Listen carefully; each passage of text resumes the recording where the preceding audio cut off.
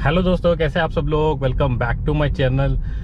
कभी आप लोगों ने देखा होगा और बहुत रेयरली कभी एक्सपीरियंस किया होगा, मे भी भगवान करे ऐसा एक्सपीरियंस कभी किसी को ना हो, कि जब कभी गाड़ी का जो टायर फटता है ना, वो सिचुएशन जब बनती है, इतनी ज़्यादा पैनिक सिचुएशन बन जाती है और आप उस टाइम पे कैसे बिहेव करोगे, ये मोस्ट इंपॉर्टेंट चीज़ होती है, राइट।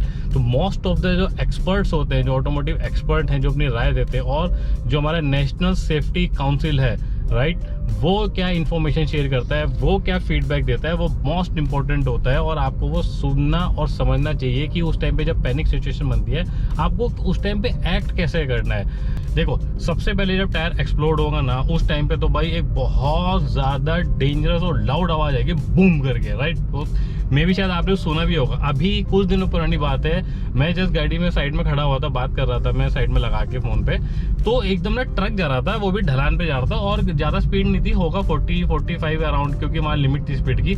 इतनी जोर का ब्लास्ट हुआ ना, सीरियसली ऐसा लगा कि कहीं ना कहीं मिसाइल गिरा है। तो सोचो, वो तो ट्रक था, वो तो चलो एक बार को कंट्रोल हो जाता है क्योंकि बहुत हैवी लोड उस पर रहता है, लेकिन गाड़ी को कंट्रोल करना बहुत मुश्किल होता है, खासतौर से जो एसयूवीज गाड़ी आती है, राइट। तो जब आपकी गाड़ी का टायर फटेगा ना, तो 3 जो साउंड आएगी ना मेजर, और जो 3 इंडिकेशन हो गए, उससे ये पक्का लग जाएगा कि आपको कि हमारी गाड़ी का ये जो टायर है वो एक्सप्लोड हुआ है। सबसे पहले तो देखो, आवाज आएगी, नो डाउट बहुत ज्यादा आवाज आएगी, और लिटरली आपकी गाड़ी शेक करेगी, पूरी गाड़ी में आवाज गूंज जाएगी, उसकी बूम करके आवाज आएगी।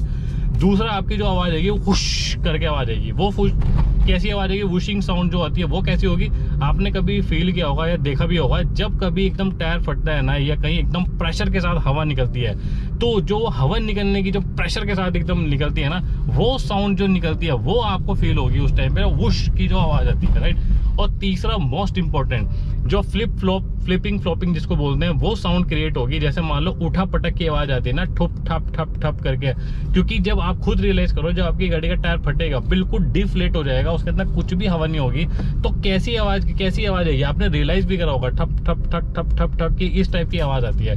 तो भाई ये 3 क्लियर इंडिकेशन है कि आपकी गाड़ी का जो टायर है वो ब्लास्ट हो चुका है। क्या ऐसे एक्ट करना है कि आपका और ज्यादा नुकसान ना हो। देखो, सबसे पहले तो क्या है, ऑब्वियस सी बात है, जब आप गाड़ी पे चल रहे होंगे ना, आपके जो पैर है, जो लेग है, वो आपका एक्सीलेटर पे होगा, राइट। तो आपको एक्सीलेटर से पैर बिल्कुल नहीं हटाना है। हाँ, थोड़ा सा बिल्कुल आप उस टाइम में हल्का सा कम कर लो, मतलब बिल्कुल हटाना नहीं है। दूसरा गलती क्या नहीं करनी है आपको, जो आपका स्टीयरिंग है ना, उसको इधर उधर मत लेना, बिल्कुल दोनों हाथों से। अभी मैं दोनों हाथों से नहीं पकड़ के दिखा सकता, वीडियो शूट कर रहा हूँ, तो दोनों हाथों से बिल्कुल एकदम टाइट करके, बिल्कुल स्ट्रेट लाइन में आपको जो है अपना स्टीयरिंग को होल्ड करके रखना है, ताकि आपकी गाड़ी का जो है वो बिल्कुल स्ट्रेट लाइन में जो है बैलेंस बना रहे, राइट।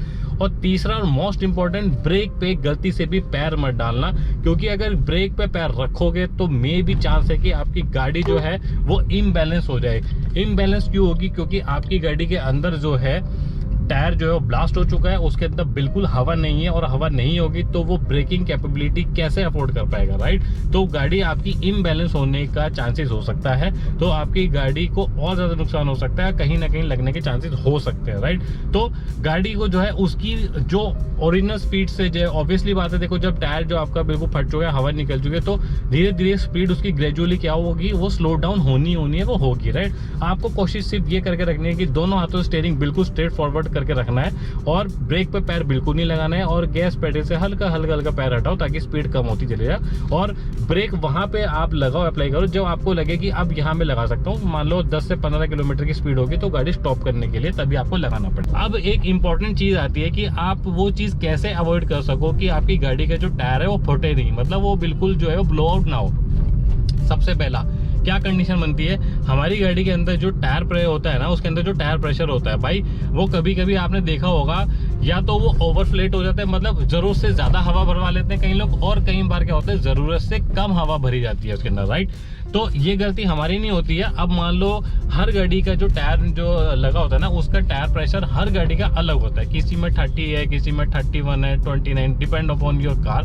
तो आप देखो आपकी गाड़ी कितना रिकमेंडेड है, उतना ही भरवाओ, जरूरत से ज्यादा नहीं भरवाना, कम नहीं भरवाना। जरूरत से ज्यादा भरवाओगे भाई, देखो गर्मियों में इतना टेम्परेचर ऑब्वियसली बाहर हो जाता है, और जब गाड़ी चलती है तो आपका टायर का प्रेशर कुछ ना कुछ खुद इंक्रीज होगा, और रोड पे जब इतना ज्यादा आपका ट्रैक्शन होगा, रोड ऑलरेडी इतनी गर्म होगी, इतना बाहर एम्बिएंट टेम्परेचर जाता है नॉर्थ साउथ में तो भाई 47 डिग्री तक पहुंच जाता है। तो सोचो टायर की क्या हालत बनेगी। तो ब्लास्ट होना निश्चित है बिल्कुल ही।